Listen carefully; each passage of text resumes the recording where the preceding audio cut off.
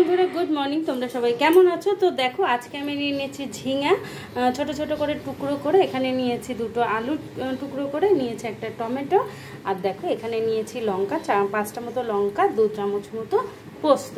তো আজকে আমি বানাবো ঝিঙা পোস্ত। এদিকে গ্যাসে কড়াই বসিয়ে তেল দিয়ে দিয়েছি, তেলও গরম হয়ে এসছে। এতে দিয়ে দেবো সামান্য কালো জিরা, এবার দিয়ে দেবো কেটে রাখা আলুগুলো। আলুগুলো ভাজা হতে হতে আমি তখন পোস্ত আর লঙ্কাটা পেস্ট করে নেবো।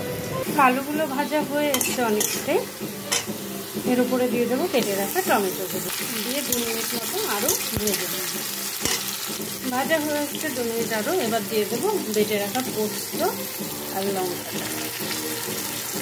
পোস্ত বাটিটা ধুয়ে সামান্য জল এর মধ্যে দিয়ে দেবো। মিনিট 2 মতো পোস্তটা কিন্তু আলুর সাথে কষিয়ে নেব। দেখো তেল ছাড়তে শুরু করে দিয়েছে সাইড থেকে। এবার দিয়ে দেবো কেটে রাখা ঝিঙাগুলো। আমি কিন্তু নুন বা হলুদ কোনোটাই এখন দেবো না, ঝিঙাটা সেদ্ধ হয়ে আসছে তারপরে লবণটা দেবো।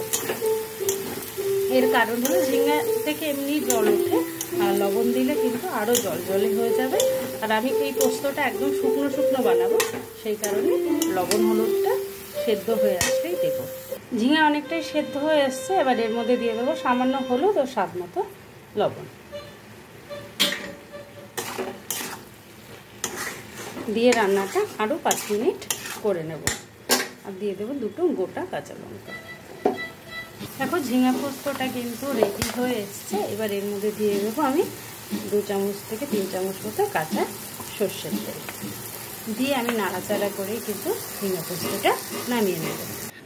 দেখো আমি তো বানিয়ে নিলাম গরম গরম ঝিঙা আলু পোস্ত। দেখো দেখতে এটা যতটা সুন্দর হয়েছে, খেতে কিন্তু তার থেকে অনেক অনেক বেশি টেস্টি হয়।